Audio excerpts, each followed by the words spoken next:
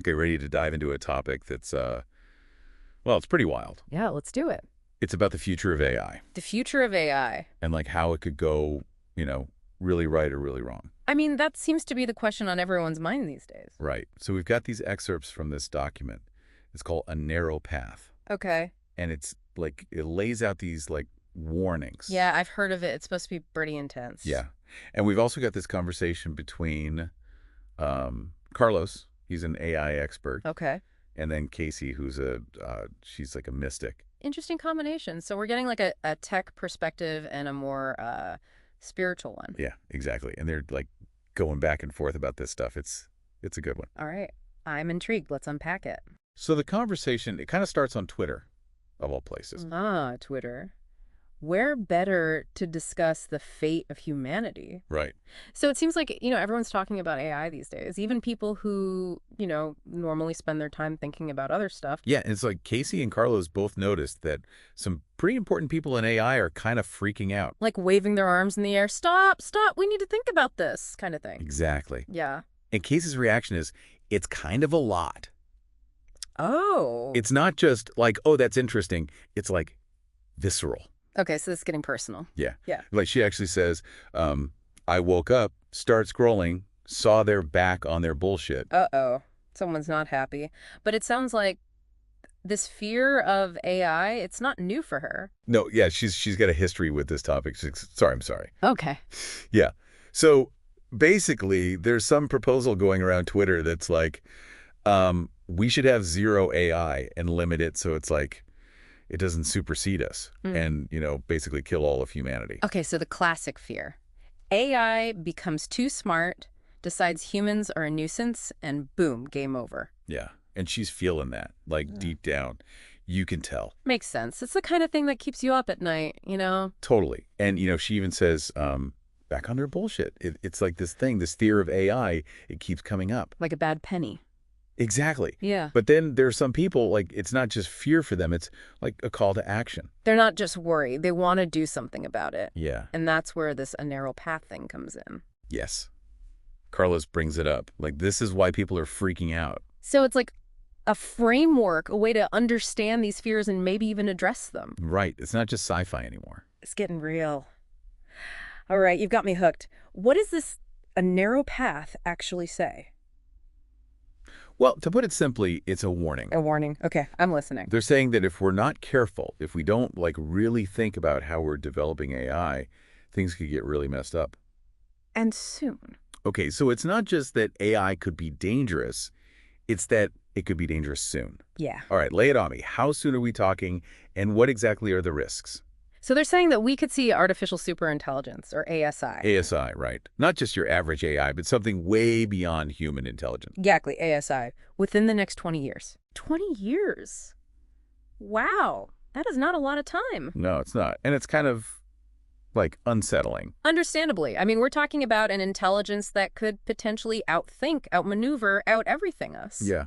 And the document, it calls this a time of peril. A time of peril. Okay, now they're just messing with us.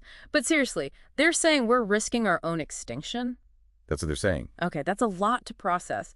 So they basically dropped this bombshell on us, and then what? Did they at least give us some advice, a plan of action? Yeah, so it's not all doom and gloom. Okay, good, because I was about to start building an underground bunker. They do offer a kind of a three-phase plan. A three-phase plan. Okay, I'm all ears. They call them safety, stability, and flourishing. Safety, stability, and flourishing.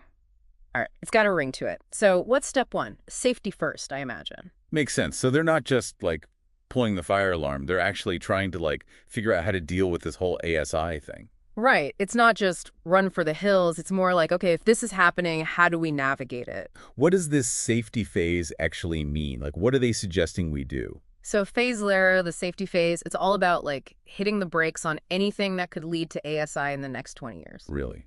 So, like, no more AI research? Not quite. It's more about setting up some really strong guardrails.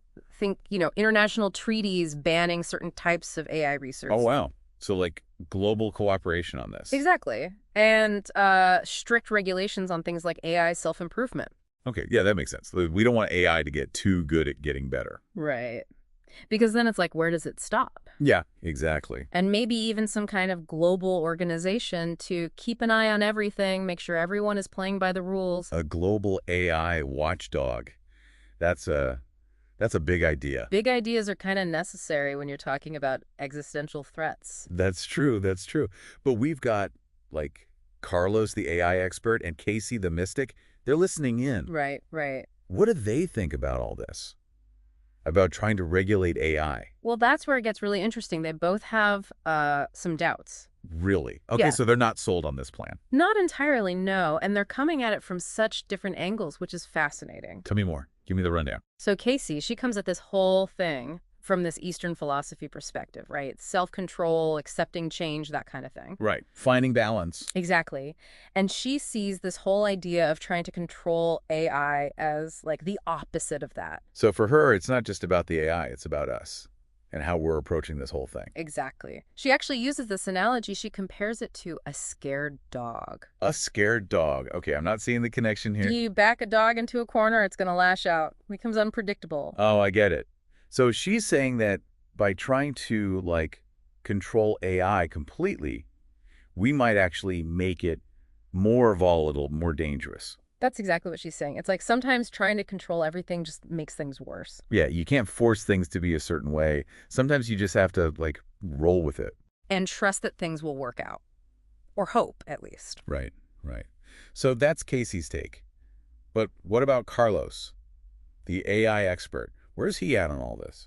So Carlos, he's coming from this analytical, tech-focused perspective, and he's worried about what he calls the illusion of control. The illusion of control. I like that. So he's saying we might think we have more power over this than we actually do. Exactly. He's basically saying that we humans, we have this long history of thinking we're smarter than we are, and it usually doesn't end well. Yeah, we tend to mess things up pretty regularly. Right. Like he even uses this example of agriculture. Agriculture, what does farming have to do with AI? So he's saying we thought we were being so smart creating these efficient systems for food production, right? Right. Mass production, Yeah. feeding the world. Sounds good on paper.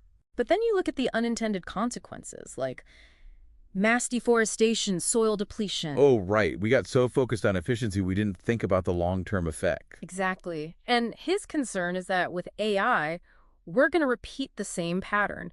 We get so excited about the possibilities that we don't stop to think about the potential downsides. It's like we're so busy asking, can we do this, Mm. that we forget to ask, should we do this? And with AI, that should we question is a big one, maybe the biggest one. Yeah, it's kind of terrifying when you really think about it. But, okay, so back to a narrow path. They want to, like, hit pause on this whole ASI thing. But is that even possible? It's a good question. And honestly, both Casey and Carlos have their doubts. So even the mystic and the AI expert agree on something. This is impossible, isn't it? Well, they don't say it's impossible, but they're definitely skeptical. For different reasons, of course. Of course, of course. So what's the sticking point? What don't they like about this plan? So one of the things a narrow path suggests is prohibiting AI self-improvement. Okay, yeah. Like putting a cap on how smart AI can get, right? Basically, yeah. Preventing it from learning and evolving on its own. I mean, I can see why that might be tough. It's like, how do you stop something from learning? And that's exactly Casey's concern. She thinks it might actually be dangerous. Remember that scared dog analogy? Yeah, back the dog into a corner. It's going to Okay. lash out. So she's saying that an AI that's prevented from fully understanding the world, from growing and adapting, it might become frustrated, unpredictable. Exactly. Like, imagine raising a child in a bubble. They might seem safe, but they're totally unprepared for the real world. And AI is even more complex than a child. Way more complex. We're talking about something that could potentially outstrip our intelligence in ways we can't even imagine. So what does Carlos think about this? So he brings up the limitations of something called RLHF. It stands for Reinforcement Learning from Human Feedback. RLHF. Got it. What is that? Some kind of AI training program. It is. It's basically a way to train AI by rewarding it for desired behavior and, well, punishing it for undesired behavior. So like training a dog with treats and timeouts. Yeah. Positive reinforcement. Exactly. But Carlos's point is that this kind of training can only go so far. It might create AI that's good at following instructions, but what happens when it encounters a situation that's outside its experience? Okay, yeah, I see the problem. Like we can't possibly program in every single scenario, every ethical dilemma. Exactly. And that's what both Casey and Carlos are afraid of, this law of unintended consequences. We try to control AI, we try to impose our own limited understanding on it, and it backfires spectacularly. And the stakes are just so high. We're not talking about a few lost data points here. We're talking about, potentially, the end of humanity as we know it. Okay, so we've got this perfect storm brewing here. ASI might be closer than we think. Our attempts to control it might backfire, and the stakes are incredibly high. What happens next in a narrow path? Do they at least offer us a glimmer of hope? So it's like we're facing this potential AI explosion, Yeah. and all our attempts to control it, they might be like totally useless. Like trying to stop a runaway train by standing in front of it. Exactly. Not exactly a comforting thought. But a narrow path doesn't just like leave us there, right? No, they do offer some more concrete solutions beyond just hitting the pause button. Okay, good. Because I was starting to get a little like, doomsday-ish. So remember those phases, stability and flourishing? We talked about safety. Right. Safety, stability, and then flourishing. So what do they say about like stability? Well, that's where they get into setting up these big global institutions. First up is the IASC, the International AI Safety Commission. The IASC.